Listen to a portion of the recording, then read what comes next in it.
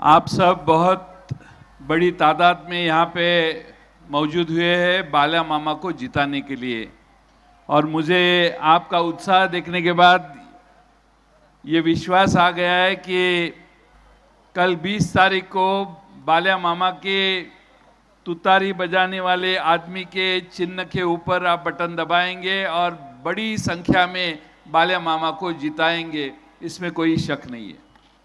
लेकिन जीतने के बाद बाला मामा क्या करेंगे, ये 2-3 चीजें मैं सिर्फ आपको बताता हूं।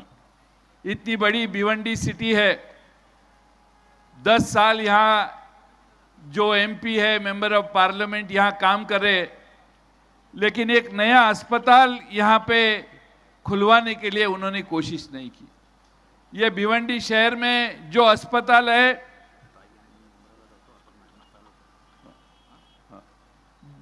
अस्पताल जो है उसमें क्या सुविधा है क्या नहीं आपको मालूम है।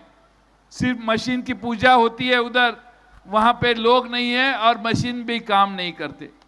लेकिन बाला मामा के तरफ से मैं आपसे वादा करता हूं कि 3, साढ़े 3, 4 महीने के बाद अपनी सरकार महाराष्ट्र में आपके सबके आशीर्वाद से आने वाली है।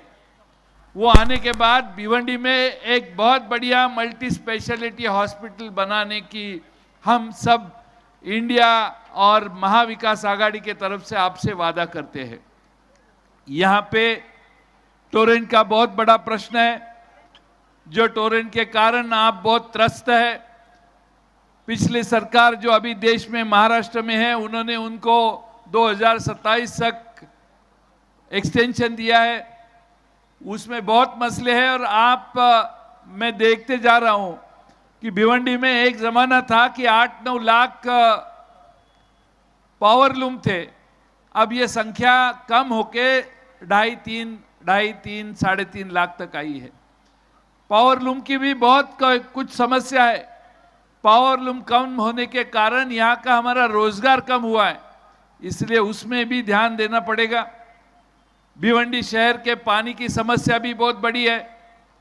पानी की समस्या के बारे में भी बाला मामा खासदार होने के बाद, मेंबर ऑफ पार्लियामेंट होने के बाद उसमें ध्यान देंगे और भिवंडी शहर के पानी की समस्या अच्छी तरह से आपको सुलझा के देंगे। ये हमारा राष्ट्रवादी कांग्रेस और इंडिया आघाड़ी की तरफ से वादा है। शाहपुर में भी ऐसी परिस्थिति है, वहाँ भी पानी की बहुत दिक्कतें हैं, वहाँ भी हम ध्यान देंगे और वहाँ पे भी हमारी पार्टी और हमारी महाविकास आघाड़ी के गठबंधन के तरफ से आपको खास काम करके बाला मामा बता सकते हैं, ये मेरा वादा है। बहुत चीज़ें मैं बता सकता हूँ, लेकिन आप थोड़ी सी सोच के ये अपने खीसे से सरकार भाजपा की क्या क्या निकालती है ये देखने की आवश्यकता है। 2 व्हीलर आप खरीदने को जाते हैं तो आपको 28% टैक्स जीएसटी लगता है।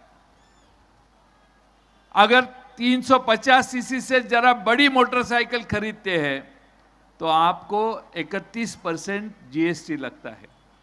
यानी 2 लाख की बुलेट खरीदी करेंगे तो 56,000 रुपया सिर्फ जीएसटी का, उसके ऊपर 11% रोड टैक्स और 2-2.5% सेस भरने की परिस्थिति आज देश में सब नौजवानों के सामने है। 4 व्हीलर को भी 28% टैक्स है और 2 व्हीलर को भी 28% टैक्स है। लेकिन आपने कभी देखा है क्या? देखने का कोई आपको जरूरत भी नहीं होगी। अगर आप हेलीकॉप्टर खरीदने को जाओगे भिवंडी वासियों, यानी गाड़ी खरीदियो, मोटरसाइकिल खरीदने को जाओ, आपके खीसे से 28% जीएसटी निकालते हैं ये लोग। लेकिन आप अगर हेलीकॉप्टर खरीदने वाले हो तो आपको सिर्फ 5% जीएसटी लगता है। ये जो परिस्थिति है, ये इस देश में ऐसी बड़ी समस्या हो गई है जीएसटी कि भारत में 50% जीएसटी गरीब लोगों के तरफ से आता है। यानी 2/3 लोग भारत के 50% टैक्स देते हैं और उसके ऊपर के 1/3 लोग भारत में 40% टैक्स देते, 40% टैक्स भरते, यानी जो अमीर है उसके खिस्से से 4-5% टैक्स निकलता है। मैं आपको इतनी विनती करूंगा कि ये जो समस्या है जीएसटी की, ये सुलझाने के लिए इंडिया गठबंधन और हमारी राष्ट्रवादी और कांग्रेस पार्टी दोनों के मैनिफेस्टो में हमने लिखा है कि हमारी सरकार देश में आएंगी तो हम जीएसटी में बदलाव लाएंगे। जो गरीब लोग हैं उनको जीएसटी से राहत देने की कोशिश हमारी होगी।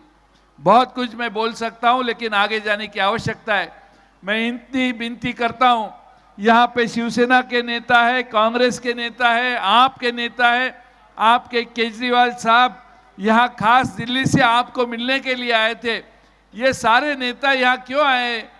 तो ये बाल्या मामा की सीट हम सबके लिए बहुत महत्वपूर्ण है। आप अगर बाल्या मामा को आशीर्वाद देंगे और जिताएंगे तो भिवंडी लोकसभा कॉन्स्टिट्यूंसी और खास तौर पे भिवंडी शहर में कुछ अच्छे बदलाव लाने की कोशिश बाल्या मामा के नेतृत्व के नीचे हम करेंगे और इसीलिए आप सबको बाल्या मामा को जिताने का है, इतनी विनती करता हूं और मेरे भाषण मैं पूर्ण करता हूं। धन्यवाद। राष्ट्रवादी काँग्रेस पार्टीचे अर्थात शरदचंद्र पवार पार्टीचे प्रदेशाध्यक्ष